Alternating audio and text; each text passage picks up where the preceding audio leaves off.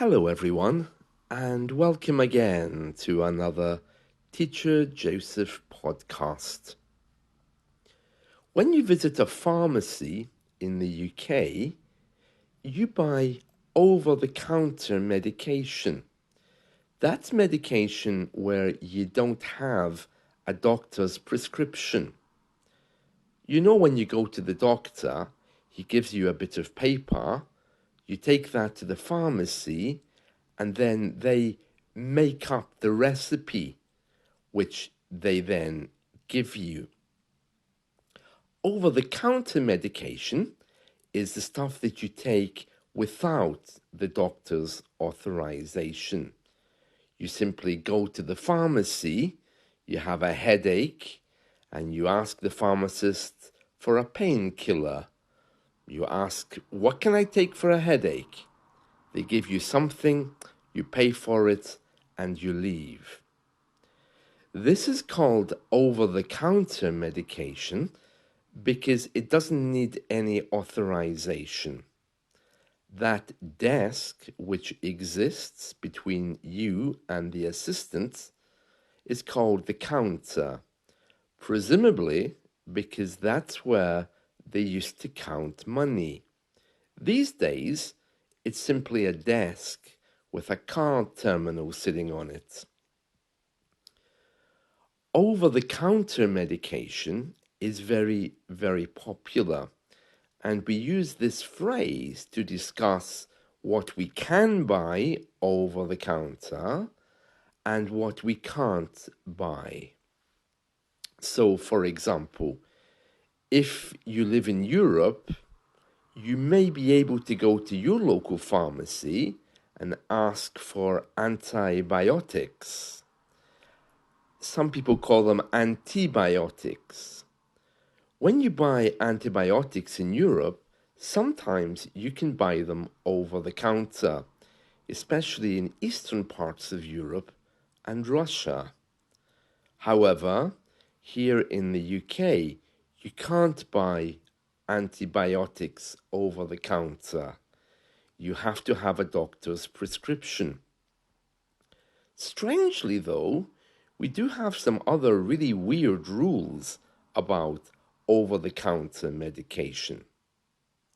If you want access to a particular medicine, you should ask the pharmacist whether that medicine is available over the counter or not. For example, I remember once I went to the doctor with a throat infection, and he gave me medication, and I remember the name of that medication. So now I don't go to the doctor if I have a throat infection.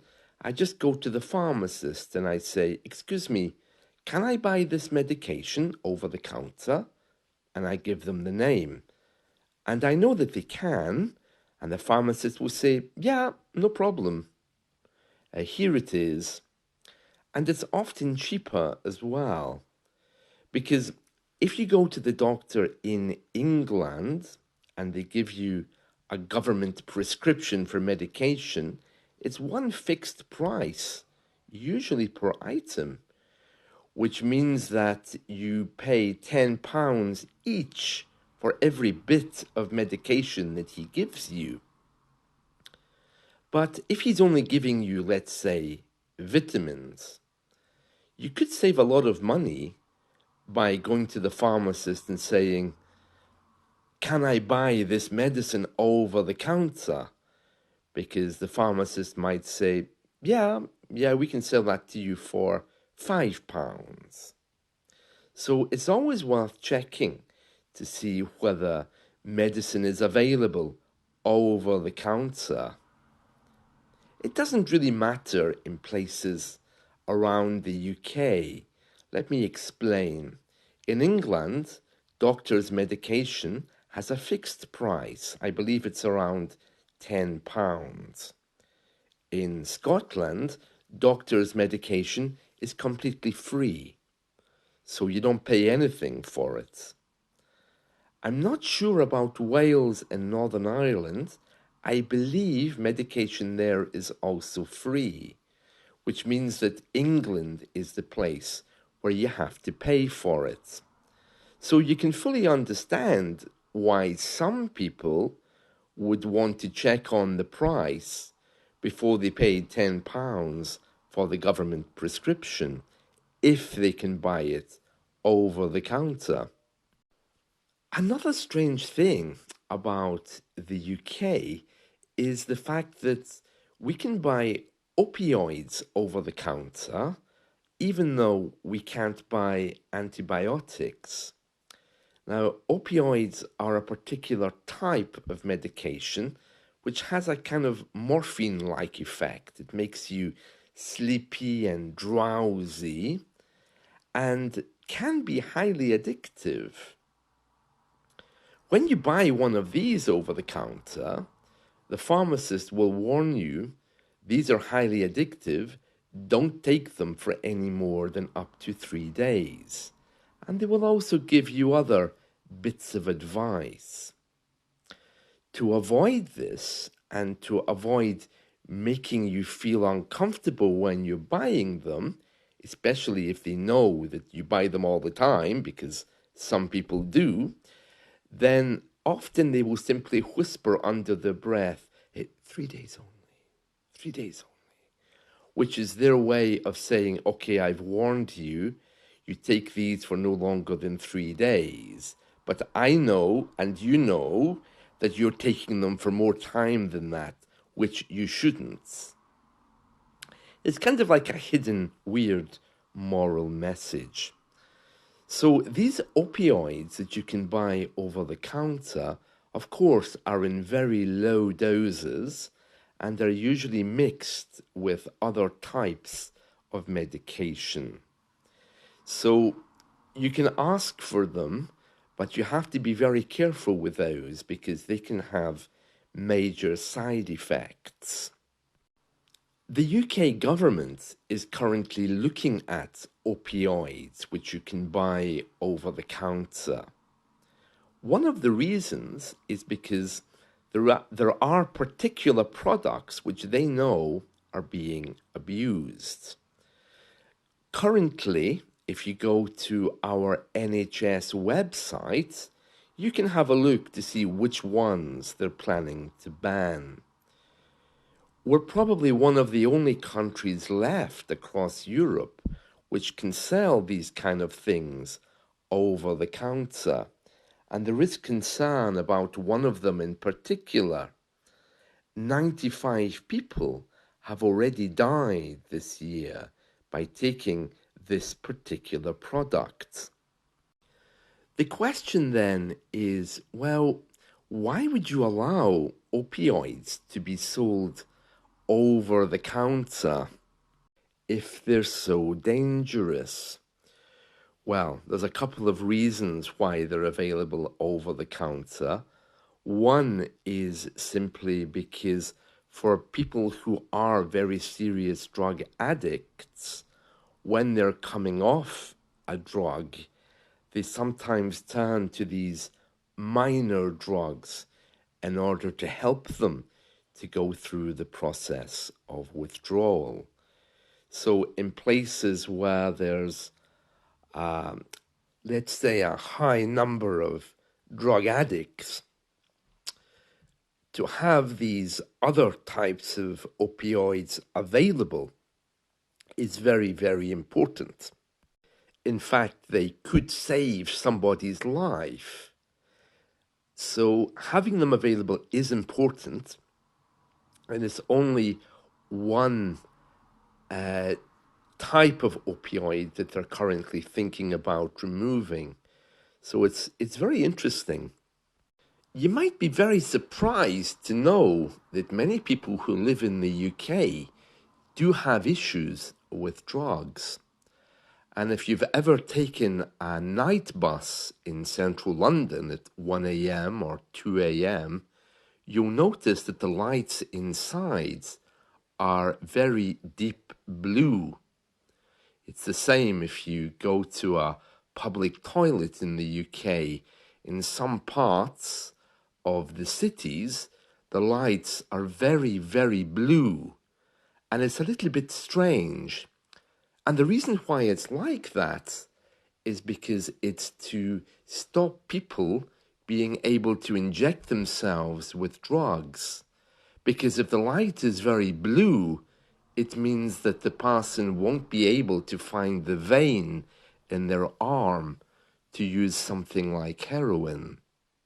So to make some opioids available in a very low strength kind of a way, I mean, we're not talking about very strong medicines, is a way of saving people's lives.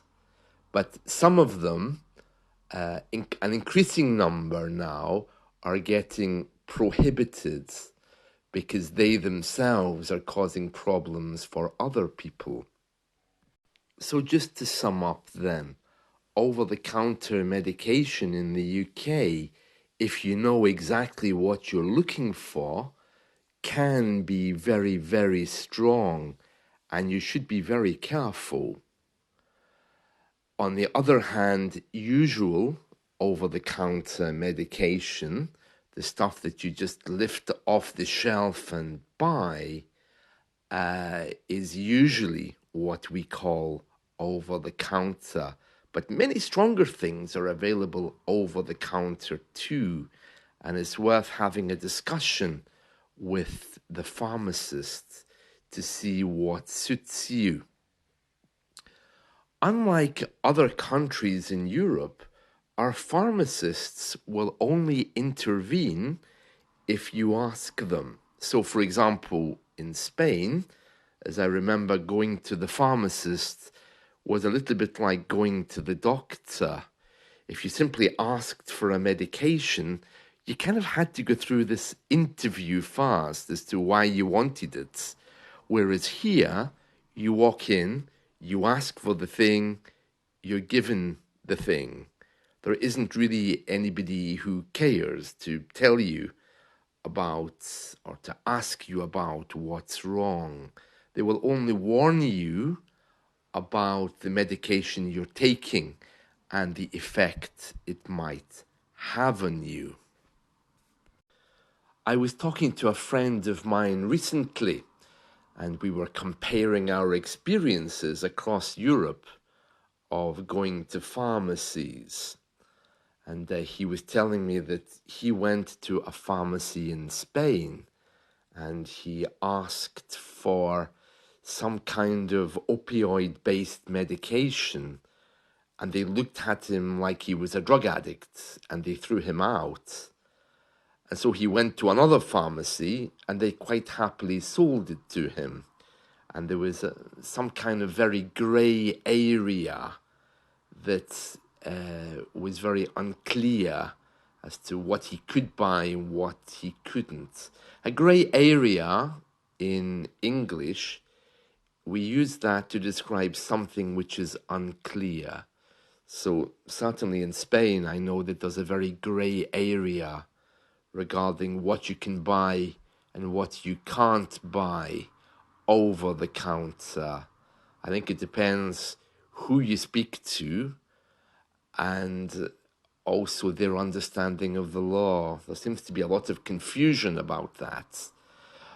A lot of tourists here who are leaving to go to other countries are often quite shocked when they discover that the medicine they're asking for across Europe simply isn't available. We often forget that in the UK we're quite fortunate with our over-the-counter medication, especially the stronger stuff. So just to clarify again, over-the-counter is something that you can buy without doctor's authorization.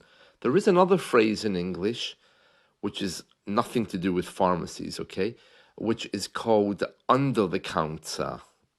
It's got nothing to do with over-the-counter medication, but we use that phrase when something is being sold or given to us illegally.